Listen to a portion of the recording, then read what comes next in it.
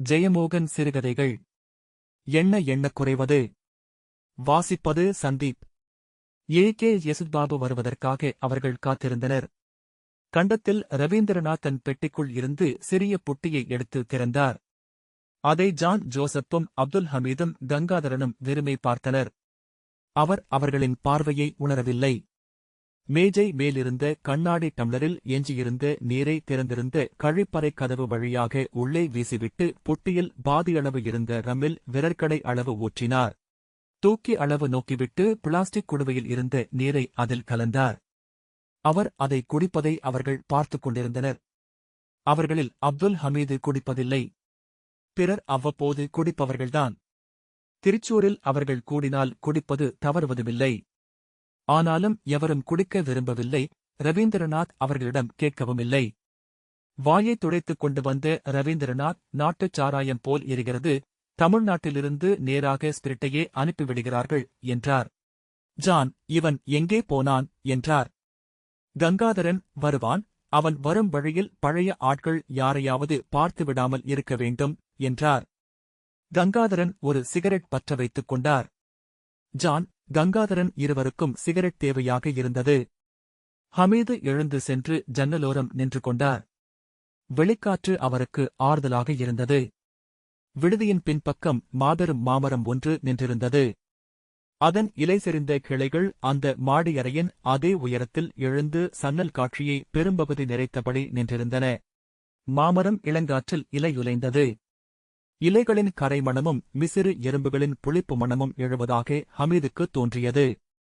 ரவீந்திரநாத் நன்றாக வியர்த்திருந்தார். காலர் இல்லாத வெள்ளை ஜிப்பாவை இழுத்து பின்னால் விட்டுக்கொண்டு கால்களை நீட்டி அமர்ந்து கொண்டார். கண்களை மூடி மின்விசிறிக் காற்றை முகத்தில் வாங்கினார். மின்விசிறியை மேலும் திருகும்படி அவர் கோருவார் என்று ஹமீது எண்ணினார். அதே கணத்தில் ரவீந்திரநாத் கண்டிருந்து அந்த குமிழை திருகு என்று சுட்டிக்காட்டினார். அது 3ல்தான் இருக்கிறது என்றார் ஹமீது. ஜான், அவனுக்கு காற்று போதவில்லை என்றார். கங்காதரன், அவனுக்குள் இருக்கும் காற்று போய்க் கொண்டிருக்கிறது என்றார். மகனே, உள்ளே இருக்கும் காற்றுதான் சொந்தக் காற்று. வெளிக்காற்று உள்ளே போனால் அதே வேகத்தில் திரும்ப வந்துவிடும். ரவீந்திரநாத், புளிக்க வைக்காதே. புளிப்பு வேண்டாம் கேட்டாயா?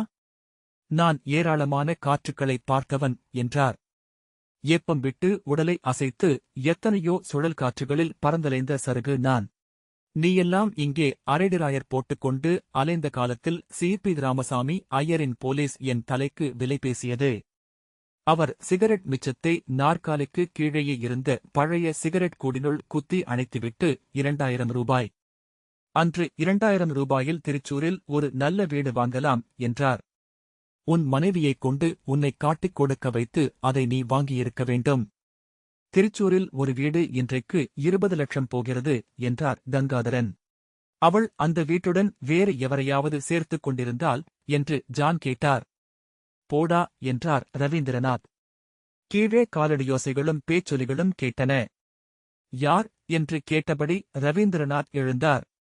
அவர் மிகையாக பதற்றப்படுவதாக ஹமீது எண்ணினார். கவிஞரின் குரல் அல்லவா என்றார் கங்காதரன். கிளிச்சத்தம். ராமவர்மாவின் குரல் சற்றே உடைந்தது. அவரை கிளிவர்மா என்று அவருடைய கல்லூரி மாணவர்கள் அழைப்பதுண்டு. அவர் ஓய்வு பெற்ற நாளில் ஒரு மாணவன் கிளி பறந்து போகிறது, கூடு எஞ்சுகிறது என மிக மிக உருக்கமான கற்பனாவாத கவிதையை வாசிக்க அவையே வெடித்து சிரித்து ஆர்ப்பரித்தது. யாருடன் பேசிக்கொண்டு வருகிறார் என்று தெரியவில்லை.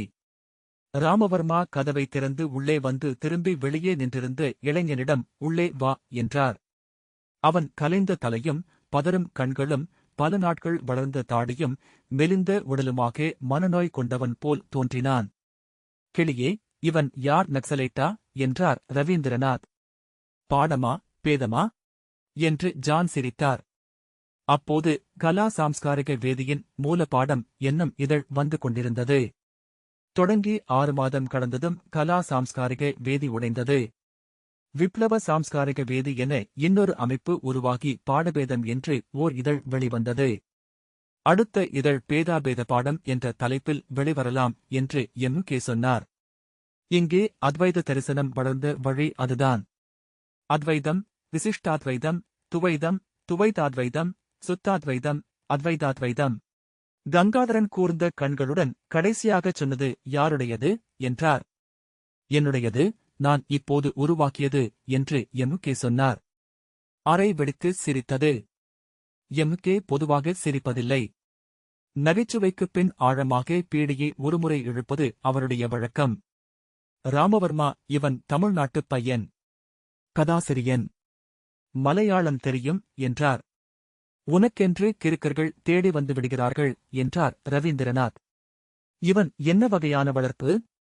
புரட்சியா, இருத்தலியல் சிக்கலா, சாதாரண மலச்சிக்கலேதானா?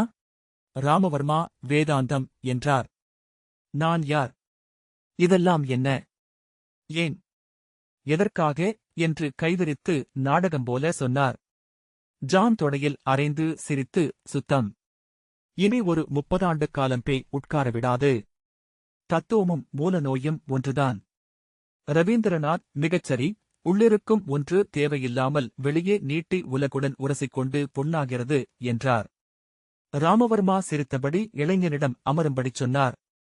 கடைசியில் ஒன்று வெடிமருந்து தீர்ந்த புஸ்வானம் போல எங்காவது போய் விழுவான். அல்லது விருங்கையில் விபூதி எடுத்து வாழ்க்கையில் நிறைவடைவான். ஹமீது, விடுங்கள். சும்மா பேசிக்கொண்டே என்றார். ராமவர்மா, பாபு வரவில்லையா என்றார். அவன் வந்து கொண்டிருக்கிறான் என்றார்கள். அவனைத்தான் எதிர்பார்த்துத்தான் இங்கே அமர்ந்திருக்கிறோம். ரவிவர்மா, சிகரெட் உண்டா என்றார். ரவீந்திரநாத் தேடிவிட்டு, இல்லை, ஒரு பாக்கெட் வாங்கி வரச் சொல்கிறேன் என்று எழுந்தார். அப்போது கீழிருந்து பேச்சுக் குரல் கேட்டது. கே யேசுபாபுவும் ஓவியர் கே வி பாலனும் மேலேறி வந்தனர். மரத்தாலான படி ஓசையிட்டது. ஓவியர் வழக்கமான வெடிக்குரலில், என்னடா இங்கே? அரசைக் கவிழ்க்க சதியா என்றார். பாபு, வரும் வழியில் பாலன் அண்ணனை பார்த்தேன் என்றார். ஓவியர், நான் இங்கே ஓரியண்ட் புக்ஸ் தாமஸை பார்க்க வந்தேன். பயல் எனக்கு பணம் தர வேண்டும். அரை மணி நேரம் அவனுடைய பிலாக்காணத்தை கேட்டேன். 200 ரூபாய் பிடுங்கிவிட்டேன். அந்த பிலாக்காணம் மண்டையிலிருந்து போக வேண்டுமென்றால் அதில் 50 ரூபாய்க்கு குடிக்க வேண்டும். அவர் ரவீந்திரநாத்தை கூர்ந்து நோக்கி, இருக்கிறதா என்றார். அங்கே, பையில் என்று ரவீந்திரநாத் சுட்டிக் காட்டினார். ஓவியர் எழுந்து சென்று பையை எடுத்து உள்ளே கைவிட்டு துழாவி புட்டியை எடுத்தார். அவர் அதிலிருந்த திரவத்தை கண்ணாடி டம்ளரில் விட்டு நீர் கலக்கும் ஓசை கேட்டது. ரவீந்திரநாத் வெளியே சென்று பையனிடம் சிகரெட்டுக்கு காசு கொடுத்துவிட்டு உள்ளே வந்தார். டீ கொண்டுவரச் சொல்லியிருக்கிறேன் என்றபடி அமர்ந்தார். ராமவர்மா கீழே கிடந்த சிகரெட் துண்டு ஒன்றை எடுத்து அதை எஞ்சிய தீக்குச்சியால் கொளுத்தி இருமுறை ஆழ இழுத்தார். அதற்குள் கை சுடும்படி அனல் அணுக அதை கீழே போட்டார். குறுந்தாடியில் புகை பரவி மெல்ல பிரிந்து கலைந்தது. ஹமீது ஓர் ஒவ்வாமையை உணர்ந்தார். உடனே கிளம்பிச் சென்றுவிட வேண்டும் என்று தோன்றியது. அங்கிருப்பவர்கள் பேச விழைவதை பேசவில்லை, அதை பேசத் தயங்கி வேறு எளிய வேடிக்கைகளை பேசிக் கொண்டிருக்கிறார்கள். அவர் கனைத்து, ஏதோ செயல்திட்டம் இருப்பதாக கண்டன் சொன்னானே என்றார். செயல்திட்டம் இதுதான். நான் சொல்கிறேன் என்று ஓவியர் உரத்த குரலில் இடைபுகுந்தார். நான் ஏற்கனவே கண்டனிடம் சொன்னேன். பாபுவிடமும் அதைத்தான் பேசிக்கொண்டே வந்தேன். ஒரு நல்ல நினைவுமலர், உடனடியாக. ஒரு 6 மாத காலத்திற்குள். ஜான், நினைவுமலரா? இங்கே இரங்கல் கூட்டத்தில் பேசப்பட்டதைக் கேட்டபோது இவர்கள் யாரைப் பற்றி பேசிக் கொண்டிருக்கிறார்கள் என்று நான் இவனிடம் கேட்டேன். அன்பான மனிதர், கனிவான மனிதர், நல்லவர். யாரோ கத்தோலிக்க பாதிரியைப் பற்றி சொல்கிறார்கள் என்று இவன் சொன்னான். கங்காதரன், நம் நம்பிக்கை அப்படி. செத்தவர்கள் தேவர்களாகிவிடுகிறார்கள். ஆகவே எல்லா தேவகுணங்களும் அவர்களுக்கு வந்துவிடுகின்றன என்றார். ஜான், போகிற போக்கை பார்த்தால் கிழவருக்கு சர்க்கரை பொங்கல் வைத்து படையலிட ஆரம்பித்து விடுவார்கள் போல என்றார். அவரைப் போய் அன்பானவர் என்று சொல்வது என்றார் கங்காதரன். நான் கார் விபத்தில் சிக்கி 40 நாள் ஆஸ்பத்திரியில் கிடந்தேன். நடுவே 2 முறை இங்கே வந்து போனார். என்னை வந்து பார்க்கவில்லை. நான் திரும்ப அவரை சந்தித்ததும் நேராகவே மீலான் டிலாஸின் ரைஸ் ஆன் ஃபால் பற்றி பேச ஆரம்பித்து விட்டார். ஜான், அவருக்கு எவர் மீதும் அன்பு இருப்பதாக தோன்றியதில்லை என்றார். மகன் மேலும் மகள் மேலும் அன்பு இருந்திருக்கலாம். ஆனால் அவர்களிடம் அதைக் காட்டியதில்லை. அவர்களின் பொறுப்பை ஏற்றுக்கொண்டதில்லை. ரவீந்திரநாத், மனிதகுலம் மீது அன்பானவர்கள் தனிமனிதர்கள் மேல் அன்பு கொள்வதில்லை. தனிமனிதர்கள் மேல் அன்பாக இருப்பவர்களுக்கு மனிதகுலம் மீது அன்பில்லை என்றார். ஹமீது, யார் சொன்னது என்றார். ஏன் நான் சொல்லக்கூடாதா என்றார் ரவீந்திரநாத். கொடுமையிலும் கொடுமை அவரை மகாகவிஞர் என்று எம்.பி. நாராயணன் நாயர் சொன்னது. எங்கே அதைக் கேட்டிருந்தால் பூ என்று காரித்துப்பியிருப்பார். கவிதை எழுத வருமென்றால் நான் ஏன் இதையெல்லாம் செய்கிறேனடா புல்லே என்பார் என்றார் கங்காதரன். ஆனால் அவர் கவிதைகள் எழுதியிருக்கிறார் என்று ஜான் சொன்னார். ராமவர்மா எழுதித்தானேதான் ஒரு கவிஞர் இல்லை என்று அவர் கண்டு கொண்டார் என்றார். கட்டுரை எழுதித்தான் கட்டுரையாசிரியர் அல்ல என்று தெரிந்து கொண்டார். மேடையில் பேசி பேச்சாளர் இல்லை என்று தெரிந்தது. கட்சி ஆரம்பித்து அரசியல்வாதி அல்ல என்ற அறிவை அடைந்தார். பாவம் கிழவர், வாழ்க்கை முழுக்க ஞானத்தை அடைந்தபடியே இருந்தார். ஓவியர் மது அளித்த மேலதிக சீற்றத்துடன் நாம் ஒரு நினைவு மலர் வெளியிடுகிறோம் என்றார். நல்ல நினைவு மலர். அசலானது. அதில் நாம் எழுதினாலே போதும். ராமவர்மா, அதில் அவருடைய குறிப்பிடத்தக்க சில கருத்துக்களை தொகுத்து அளிக்கலாம் என்றார். ஜான், உண்மையில் அவர் ஒரு உரையாடல்காரர். அவருடைய ஊடகமே அதுதான். உரையாடல் வழியாக வழிதவறிச் சென்று திகைத்து நின்றிருக்கும் எமுகேதான் நம் காலகட்டத்தின் மாபெரும் அறிவுஜீவி. ஒரு கொள்கையாக அதை கூர்மையாக்கியிருந்தால், ஒரு நூலாக ஆக்கியிருந்தால், அவர் சங்கரர், ராமானுஜர், மத்வர் வரிசையில் வரவேண்டிய தத்துவ ஞானி. ஹமீது, ஏன் அவருடைய ஆசிரியர் என் ராயை சேர்க்க மாட்டாயா என்றார். இதோ பார், ராய் பேரறிஞர், நம் குருவுக்கு குரு. ஆனால் அவர் வறண்ட அறிஞர், தரிசனம் இல்லாதவர். கவிதை இல்லாதவர்களிடம் தரிசனம் வெளிப்படாது. சங்கரரும் ராமானுஜரும் மத்வரும் பெரும் கவிஞர்கள். கவிதை எழுதாத கவிஞனே தத்துவ ஞானி ஆக முடியும். நாம் ஒரு மலர் போடலாம். அவர் நம்மிடம் பேசியதை எழுதலாம். அது அவர் வாழ்க்கை முழுக்க என்ன செய்தார் என்று காட்டும் என்று ஓவியர் பாலன் சொன்னார். ஒரு புத்தகம் கூட எஞ்சாத, ஓர் அமைப்பை கூட உருவாக்காத இந்த மனிதர் தன் வாழ்நாள் சாதனையாக புதிய சிந்தனை அலை ஒன்றை உருவாக்கியிருக்கிறார். ஓவியக் கலையில், இலக்கியத்தில், சினிமாவில், அரசியல் சிந்தனையில் அவருக்குப் பின் அனைத்தும் மாறிவிட்டிருக்கின்றன. கேரள அறிவியக்கத்தின் எல்லா நவீன வளர்ச்சிகளுக்கும் அவரே தொடக்கப் புள்ளியாக இருக்கிறார். ஜான், ஆமாம், அவரை CIA ஒற்றன் என்றார்கள். திரிபுவாதி என்றார்கள். தனிமனிதவாதம் பேசுகிறார் என்றார்கள். இன்று எவருக்கும் அவருடைய பங்களிப்பை பற்றி சந்தேகமே இல்லை. அவர் இல்லாமல் இந்த காலகட்டத்து சிந்தனையே இல்லை என்றார். ராமவர்மா, அது உண்மை. ஆனால் அவருடைய பேச்சு மின்னல் வெட்டுவது போல. குழப்பமாக பேசும்போதுதான் அவர் தன் உச்சத்தை அடைந்தார். நாம் அந்த குழப்பத்தை நம்மில் ஏற்றிக்கொண்டு நமது பாதைகளில் நடந்தோம். நெடுந்தொலைவு சென்று நம் சிந்தனைகளையும் கலையையும் உருவாக்கிக் கொண்டோம். இன்று நாம் அவருடைய கருத்துக்களாக நினைவு கூர்வதெல்லாம் நாம் வளர்த்துக் கொண்டதாகவே இருக்கும். அவையெல்லாம் தெளிவான சிந்தனைகள், திட்டவட்டமான கொள்கைகள். அவர் அவற்றைச் சொல்லவில்லை. அவர் சொன்ன குழம்பும் சொற்கள் மறைந்துவிட்டன. முழுமையாகவே மறைந்துவிட்டன. அவை விதைகள். முளைத்தபின் விதைகள் எஞ்சுவதில்லை. இன்றிருக்கும் செடிகளும் மரங்களும்தான் அந்த விதைகளுக்கு சான்று. திரும்பி அந்த இளைஞனை சுட்டிக்காட்டி, இதோ 3ஆம் தலைமுறை வந்திருக்கிறது. நாம் அறியாத நெடுந்தொலைவிலிருந்து, இன்னொரு மொழியில் இருந்து என்றார். டீயும் சிகரெட்டும் வந்தது. அந்த தருணம் அவர்கள் அனைவருக்கும் தேவையாக இருந்தது. அனைவரும் டீ எடுத்துக்கொண்டனர். தமிழ் இளைஞனிடம் ஜான், டீ எடுத்துக்கொள் என்றார். அவன் நாணத்துடன் வேண்டாம் என்றான். எடுத்துக்கொள். இங்கே கூச்சமெல்லாம் தேவையில்லை. இது எம்.கே. தங்கும் அறை.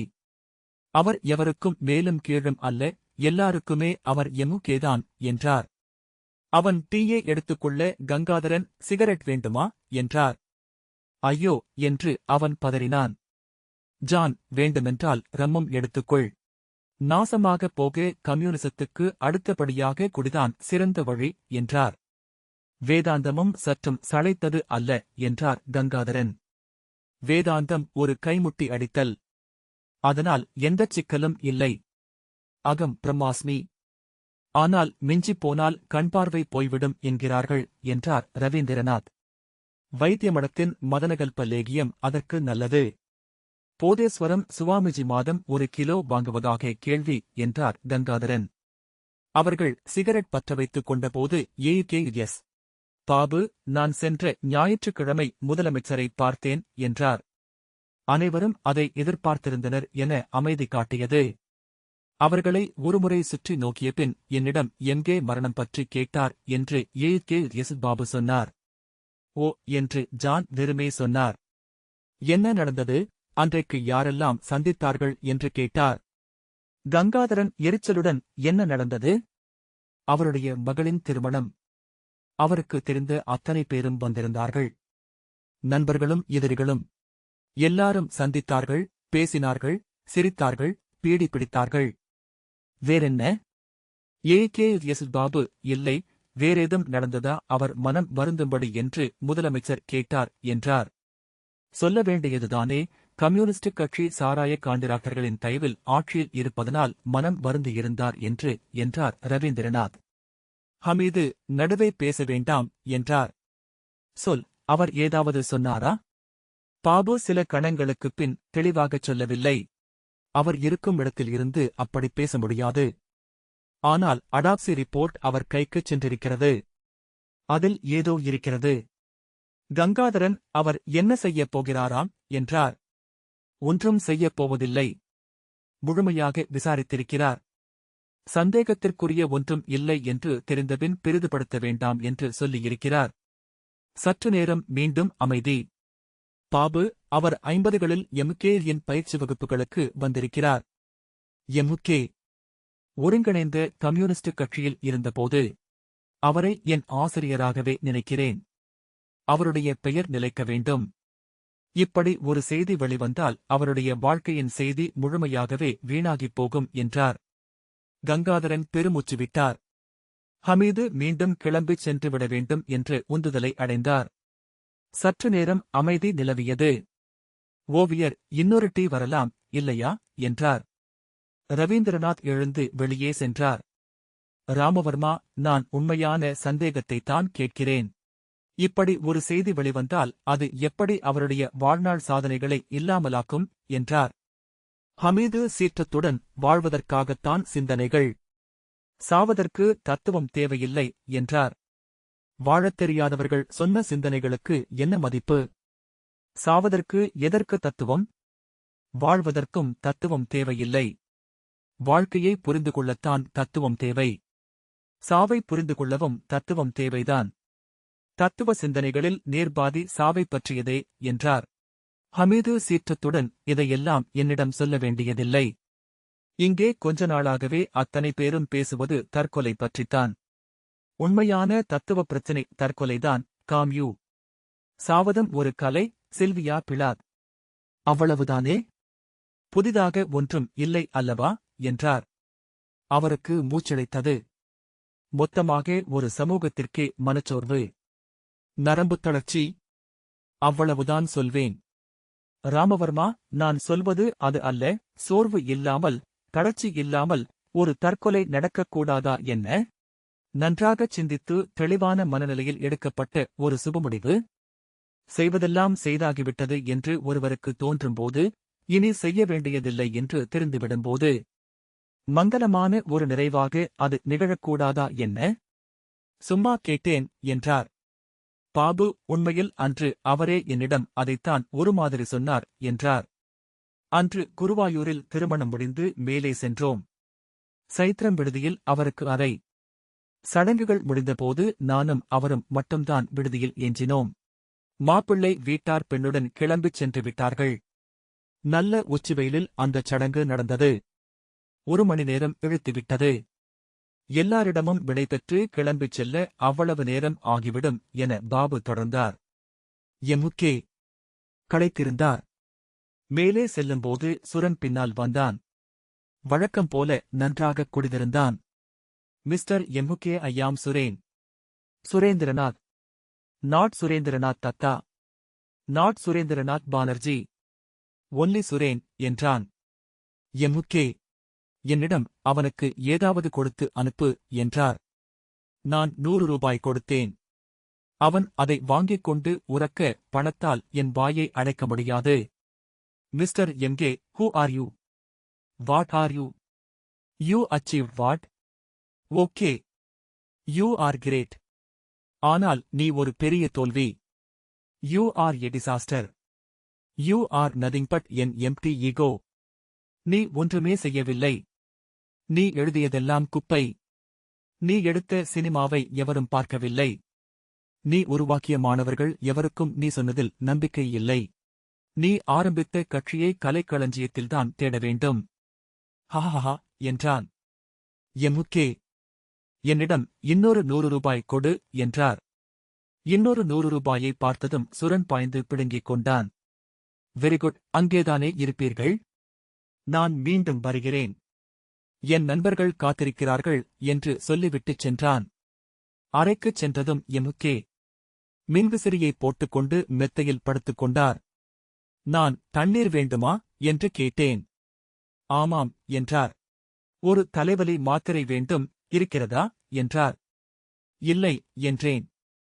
என் பெட்டிக்குள் ஒரு சிறிய புட்டியில் இரத்த அழுத்த மாத்திரை இருக்கிறது, அதை எடு என்றார். நான் ஒரு மாத்திரையை எடுத்துக் கொடுத்தேன். உட்வழங்கி தண்ணீர் குடித்துவிட்டு படுத்தார். சற்று நேரத்திலேயே இயல்பாகிவிட்டார். ஜான், அந்த மாத்திரை புட்டை காலியாக இருந்தது என்றார்கள் என்றார். ஹமீது, அவன் அளித்த கவலையாக இருக்குமோ என்றார். அவன் இப்படி ஆகி நெடுநாட்கள் ஆகின்றன. அவர் அவனை பெரிதாக பொருட்படுத்துவதில்லை என்றார் ரவீந்திரநாத். ஜான் டீச்சர் போன போது கொஞ்சம் வருத்தப்பட்டார். ஆனால் அதுவும் 1 மாதம்தான். பெண்ணுக்கு திருமணம் நடக்க வேண்டும் என்று கூட கவலைப்படவில்லை. அவளே முடிவு செய்து சொன்னபோது கூட சாதாரணமாகத்தான் ஏற்றுக்கொண்டார் என்றார் கங்காதரன். ஆனால் அவள் திருமணமாகிப் போனது அவருக்கு ஓர் ஆறுதல்தான் என்றார். திருமண நாளிலேயே அந்த நிம்மதியை அவரிடம் பார்க்க முடிந்தது. ஹமீது, அவள் போன பிறகு தன்னை பார்த்துக் கொள்ள எவரும் இல்லை என நினைத்தாரா என்ன என்றார். ஜான், எவர் எவரை பார்த்துக் கொள்வது என்றார். அவர் அப்படியெல்லாம் நினைக்கக்கூடியவர் அல்ல.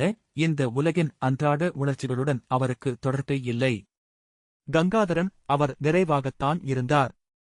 சின்ன விஷயங்கள் அவரை பெரிதாக பாதிப்பதில்லை என்றார். அவர் எப்போதும் ஏதாவது ஒரு புத்தகத்தில் அல்லது ஒரு சிந்தனையில் ஆழ்ந்திருப்பதைத்தான் கண்டிருக்கிறேன். ஒரு தடவை சுரன் நாடக ஒத்திகையில் டி. ஜெசித் நாராயண மேனனை அடித்துவிட்டதைப் பற்றிச் சொன்னேன். அவர் அதை ஒரு நிமிடம்தான் கேட்டார். மனம் உடனே பேசிக் கொண்டிருந்த விஷயத்துக்கு திரும்பிவிட்டது. அவருக்கு இதெல்லாம் கவலையை அளிப்பதே இல்லை. ராமவர்மா பாபுவிடம் அவர் அன்று என்ன சொன்னார் என்றார். சுரன் சொன்னதைப் பற்றி கேட்டார். அவருடைய வாழ்க்கையின் பொருள் என்ன என்று நான் நினைக்கிறேன் என்றார். நான் அவரிடமிருந்தே நவீன இலக்கியம், புதிய சினிமா, மார்க்சியத்தை கடந்த அரசியல் கொள்கை எல்லாமே தொடங்குகின்றன என்றேன். அது அவருக்கு நிறைவை அளித்தது. அவர் அன்று பேசும் மனநிலையில் இருந்தார். ஒரு பீடி பற்ற வைத்துக் கொண்டு ஆழமாக இழுத்தார். நீ சொன்னது எனக்கு மகிழ்ச்சியை அளிக்கிறது. ஆனால் அப்படி ஒருவருடைய சாதனையை அல்லது பங்களிப்பை தெளிவாக வரையறை செய்துவிட முடியாது.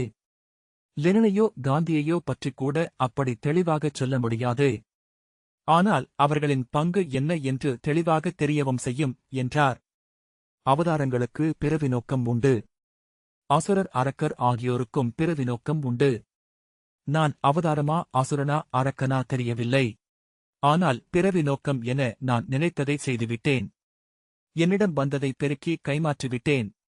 திரும்பி பார்க்கையில் ஒரு நாளையும் வீணடிக்கவில்லை என்றுதான் நினைக்கிறேன். ஆகவே முழு நிறைவையே அடைகிறேன் என்றார். திரும்பத் திரும்ப என்னிடம் நானே கேட்டுக்கொள்கிறேன். ஏதேனும் மனக்குறை இருக்கிறதா? போதாமையை உணர்கிறேனா? நானே பொய்யாக உருவாக்கிக் கொள்ளும் நம்பிக்கை அல்லதானே இது? பலமுறை கேட்டுக்கொண்டேன். ஒரே பதில்தான். இல்லை, எந்த குறையும் இல்லை. செய்ய முடிந்ததை செய்துவிட்டேன். ஒரு துளிக்கூட மிச்சமில்லாமல். இனி செய்வதற்கு என்று ஒன்றுமே இல்லை. இனி ஏதேனும் செய்வதென்றால் செய்ததைப் பற்றி பெருமையெடுத்துக் கொண்டிருக்க வேண்டும், நினைவுகளை தொகுத்துக் கொண்டிருக்க வேண்டும், அவ்வளவுதான். அல்லது திரும்பத் திரும்ப செய்தவற்றையே செய்து கொண்டிருக்க வேண்டும். எல்லாமே முதுமையின் அசட்டுத்தனம். அதைத்தான் எம்எஸ் செய்கிறார். நானும் அதைத்தான் செய்ய வேண்டும். அவர் முகம் தியானத்தில் இருப்பது போல தோன்றியது. பீடிப்புகையை ஊதினார். அது அவர்மேல் மெல்லிய மேகக்கீற்று போல பிரிந்து அரைக்காற்றில் கலந்தது. நான் அப்படியெல்லாம் இல்லை. எம்எஸ் இன்றைக்கும் கப்பலின் காப்டன்தான். அவருடைய வரலாற்றுப் பணியை ஆற்றுகிறார் என்றேன். இல்லை, அது ஒரு பாவனை. அவரைச் சூழ்ந்து நின்று அத்தனை பேரும் நடிக்கிறார்கள். அந்த நடிப்பு அவருக்கும் வசதியாக இருக்கிறது. நமது மெத்தையில் நாமே படுத்து படுத்து உருவாக்கும் பள்ளம் போன்றது நாம் வரலாற்றில் உருவாக்கும் இடம். அது நமக்கு மிக வசதியானது, இதமானது, மென்மையானது. அதில் படுத்துக்கொண்டு சுற்றிலும் இருக்கும் காலத்தை உணராமல் கடந்த காலத்தை கற்பனை செய்து கொள்வதுதான் பலரும் செய்வது. முதியவர்கள் அப்படி ஓர் உலகை உருவாக்கிக் கொள்கிறார்கள். அந்த உலகை அவர்களின் அருகே வருபவர்களும் உணர்கிறார்கள். அவர்களும் அந்த உலகில் நுழைந்து அதை வாழ ஆரம்பிக்கிறார்கள். கடைசியாக எம்எஸ்ஐ பார்க்கப் போயிருந்தேன். அவரைச் சுற்றி இளைஞர்கள். ஆனால் அத்தனை பேரும் 50-60களில் வாழ்ந்து கொண்டிருந்தார்கள். அவர் என்ன சொல்ல வருகிறார் என்று எனக்கு புரியவில்லை. அவர் சொன்னார், அல்லது கண்ணை திறந்து சுற்றிலும் பார்க்க வேண்டும். பழுத்து உதிர்ந்து மரத்தின் காலடியில் நாம் கிடப்பதை மெய்யாகவே உணர வேண்டும். அதற்கு மிகப்பெரிய ஆற்றல் வேண்டும். அது ஒரு சுயவதை. கழிவிறக்கமோ கசப்போ இல்லாமல் அதைச் செய்ய முடியும் என்றால் நன்று. ஆனால் அது கர்மயோகிகளால் மட்டுமே முடியும். அறிவுஜீவிகளால் முடியாது. நான் கர்மயோகி அல்ல. கர்மயோகிகளான பல காந்தியர்களையும் கம்யூனிஸ்டுகளையும் எனக்குத் தெரியும். நான் அவர்களைப் போன்றவன் அல்ல. நான் வெறும் அறிவுஜீவி. என்னால் அது முடியாது. சாதாரண மனிதர்களால் முடியும் என நினைத்திருந்தேன். ஆனால் முடியவே முடியாது என்று இப்போது காண்கிறேன். சாமானியர் முதுமையில் குமுறிக்கொண்டே இருக்கிறார்கள். உலகம் தன்னை விட்டு போய்விட்டதை அவர்களால் தாங்கிக் கொள்ளவே முடிவதில்லை. ஆகவே இளைய தலைமுறையினரை வதைக்கிறார்கள். அவர்கள் இளமையாக இருப்பதே தவறு என்று எண்ணுகிறார்கள் என்று தோன்றும். சிரிப்பு, கொண்டாட்டம் எதுவுமே அவர்களுக்கு பிடிப்பதில்லை.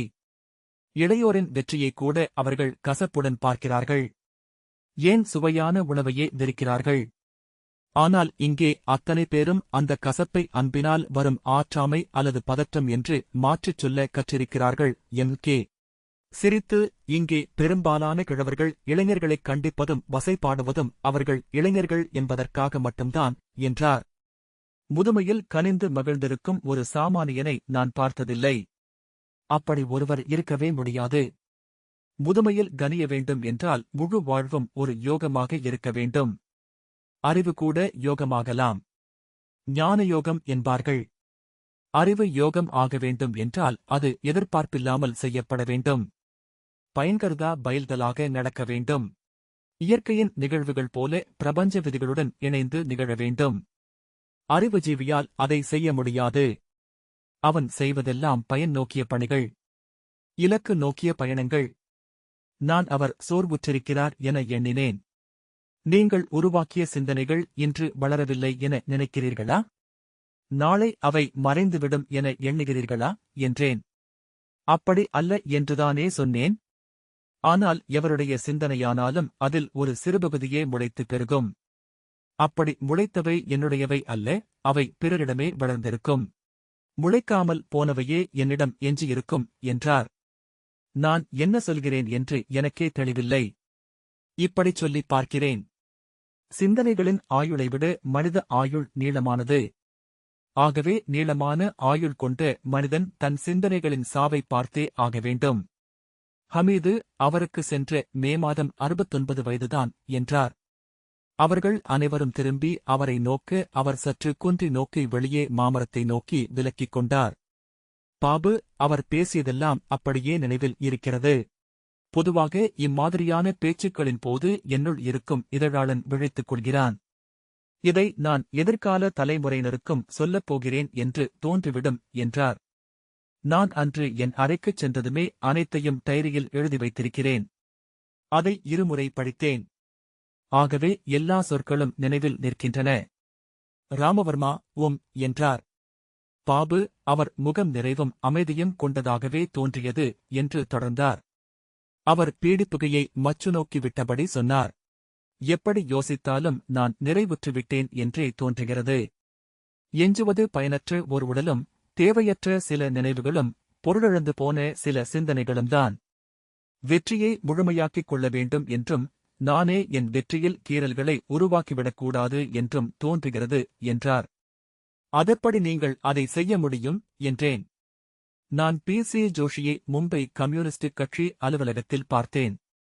அங்கே இருந்தவர் மாபெரும் கம்யூனிஸ்ட் இயக்க முன்னோடி அல்ல, சலித்துப் போன கிழவர். அவருக்கு கை நடுங்குகிறது. அவர் கம்யூனிசத்தைத்தான் கீழே போட்டு உடைப்பார். நான் சற்று நேரம் மேலும் பேசிக் கொண்டிருந்தேன். பீடி வாங்கி வர முடியுமா என்றார். வாங்கிக் கொண்டு சென்று கொடுத்தேன். இரவுணவுக்கு வாழைப்பழம் வேண்டும் என்றார். அதையும் வாங்கிக் கொண்டு வந்து கொடுத்தேன். நான் போகலாமா என்றேன். போகலாம் என்றார். குருவாயூரில் தாமஸ் குரியன் என்பவருடைய விடுதி ஒன்று உண்டு. நான் அந்தக் காலத்தில் வந்தால் அங்கேதான் தங்குவேன் என்றார். தெரியும் என்றேன்.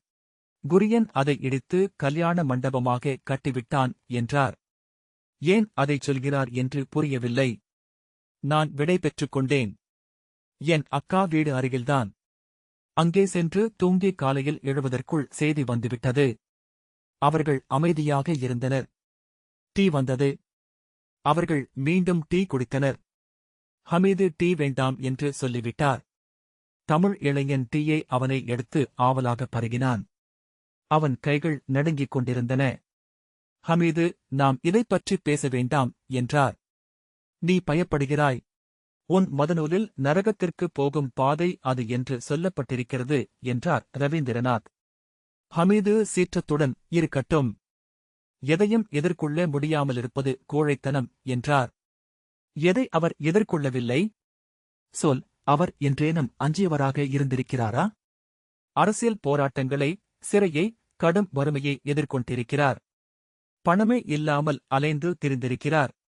கொள்கை முரண்பாடு வந்தபோது வெளியே எந்த பிடிப்பும் இல்லாமல் கட்சியை விட்டிருக்கிறார். நண்பர்களை இழந்து அவதூறு செய்யப்பட்டு தன்னந்தனிமையில் வாழ்ந்திருக்கிறார். நண்பர்களே அவரை தாக்கியிருக்கிறார்கள். அவர் கூசியதில்லை. கொலை மிரட்டல் 20 ஆண்டு காலம் இருந்தது. எதற்கும் அவர் அஞ்சியதில்லை. அவர் கோழை அல்ல, அவரை கோழை என்று சொல்லுமளவுக்கு நாம் துணிவானவர்களும் அல்ல என்று ரவீந்திரநாத் சொன்னார். ஹமீது, அப்படி என்றால் இதையும் அப்படியே எதிர்கொண்டிருக்கலாமே என்றார். நீ திரும்பத் திரும்ப அதையே சொல்கிறாய். இது அவருடைய தோல்வி அல்ல, அவருடைய வெற்றி இது. இங்கும் முழுக்க முழுக்க தர்க்கபூர்வமாக முடிவெடுக்க அவரால் முடிந்திருக்கிறது. எந்த உணர்வுச் சிக்கல்களும் இல்லாமல் இருந்திருக்கிறார். அதுதான் வாழ்க்கை முழுக்க அவர் சொன்னது. அவர் ஒட்டுமொத்த பார்வை கொண்டவர். ஆகவேதான் தத்துவஞானி. ஓவியர் பாலன், இங்கே அந்த வழக்கம் இருந்திருக்கிறது. ஜைனர்கள் உண்ணாவிரதம் இருந்து உயிர் விடுகிறார்கள். இந்துக்கள் கங்கையில் பாய்ந்து ஜலசமாதி ஆகிறார்கள் என்றார். ஹமீது நடுங்கும் குரலில் உரக்க, அப்படியென்றால் ரயிலில் பாய்ந்து சாகும் முன்னாள் நக்சலைட்டுகளும் இருத்தலியில் பேசி கஞ்சா பிடித்துச் சாகும் வேலையில்லா பட்டதாரிகளும் எல்லாரும் தத்துவஞானிகள்தான் என்றார். அவர்கள் வேறு. உனக்கு சொன்னால் புரியவில்லை என்றார் ரவீந்திரநாத். எழுந்து தன் பையை எடுத்துக்கொண்டு, சரி, நான் கிளம்புகிறேன். எனக்கு ஆலுவாவில் ஒரு சிறு வேலை இருக்கிறது. நீங்கள் முடிவெடுங்கள். நான் என்ன வேண்டுமென்றாலும் செய்கிறேன் என்றார். ஓவியர் பாலன், எப்படியானாலும் நாம் ஒரு நல்ல நினைவுமலர் கொண்டு வருகிறோம். எல்லா துறைகளிலும் அவருடைய ஒட்டுமொத்த சாதனைகளை திரட்டி வைக்கிறோம் என்றார். ஆம், அதைச் செய்வோம் என்றார் கங்காதரன். ராமவர்மா எழுந்து கொண்டு, நானும் போக வேண்டும். ஏஜிஎஸ்ஐ பார்ப்பதாக சொல்லியிருந்தேன் என்றார். நான் ஒன்று மட்டும் கேட்கிறேன், இந்த விஷயம் நமக்கு உள்ளூர ஏற்க முடியாமல்தானே இருக்கிறது? உண்மையைச் சொல்லுங்கள் என்றார் ஹமீது. ரவீந்திரநாத், ஆம், உண்மையைச் சொல்லப் போனால் அப்படித்தான் என்றார். ஓவியர் பாலன், நான் அவரை புரிந்து கொள்ள முயல்கிறேன் என்றார். ராமவர்மா, நாம் நம்மைத்தான் அங்கே வைக்கிறோம். திரும்பிப் பார்க்கையில் நம் வாழ்க்கையில் நாம் நிறைவைக் காணவில்லை. ஆகவே எதிர்காலத்தை கற்பனை செய்து கொள்கிறோம். 50 வயதில் கூட நமக்கு எதிர்காலமே நமது மெய்யான ஆற்றல்கள் வெளிப்படும் இடம், நமது சாதனைகள் நிகழும் களம் என்று தோன்றுகிறது. எதிர்கால கற்பனை உடையவர்களுக்குத்தான் இது அத்தனை பயத்தை அளிக்கிறது என்றார். முட்டாள்தனம் என்று ஹமீது கூவினார். இருக்கலாம். சும்மா சொல்லிப் பார்ப்போமேமே என்றுதான் சொன்னேன் என்றார் ராமவர்மா. அதுதான் எம்கேயின் வழக்கம். சொல்லிச் சொல்லி கண்டுபிடிப்பது என்றார் ரவீந்திரநாத். ஹமீது, எமக்கே மட்டும் இப்படிப்பட்டவர் இல்லை என்றால் நமக்கு இது இத்தனை சிக்கலை அளித்திருக்குமா? அவர் இத்தனை நாட்கள் சொன்னவற்றுக்கும் செய்தவற்றுக்கும் இது எப்படி முடிவாகும் என்பதுதானே நம் பிரச்சினை என்றார். ராமவர்மா, ஆமாம், அதுதான் பிரச்சினை. ஆனால் எனக்கு இங்கிருந்து தொடங்கி பின்னால் செல்வதே நல்லது என்று தோன்றுகிறது என்றார். ஹமீது தலையை ஆட்டினார். ராமவர்மா தமிழ் இளைஞனை நோக்கி திரும்பி, போகலாமா என்றார். ஜான் அவனிடம், உனக்கென்ன உடம்பு சரியில்லையா என்றார். இல்லை என்று அவன் ஓசையின்றி சொன்னான். ஏன் நடுங்கிக் கொண்டிருக்கிறாய் என்று ஜான் கேட்டார். அவன் தலையை மட்டும் அசைத்தான். வா என்றபடி ராமவர்மா நடக்க அவன் பின்னால் சென்றான். அவர்கள் படிகளில் இறங்கிச் செல்லும் ஓசை கேட்டது. ராமவர்மா கீழே விடுதி உரிமையாளர் முஸ்தபாவிடம் ஏதோ பேசி சிரிக்கும் ஒலி. ஹமீது, நினைவுமலர் என்றால் அதில் 2 பகுதிகள் இருக்கலாம். அவரைப் பற்றி பிறர் எழுதியவை. அவர் எழுத்துக்களின் சுருக்கமான தொகுப்பு என்றார். அப்படியென்றால் 2 பகுதிகளாக வெளியிடலாம் என்றார் ஓவியர் பாலன். நினைவுமலர் தனியாக இருக்கட்டும். அவருடைய படைப்புகளின் தேர்ந்தெடுக்கப்பட்டு ஒரு தொகுப்பு தனியாக வரலாம். ரீடர் என்பார்களே, அதைப் போல ஒன்று என்றார் ஜான். ஹமீது பெருமூச்சு விட்டு வந்து நாற்காலியில் அமர்ந்து கொண்டார். இந்த வாசிப்பை கேட்டதற்கு நன்றி.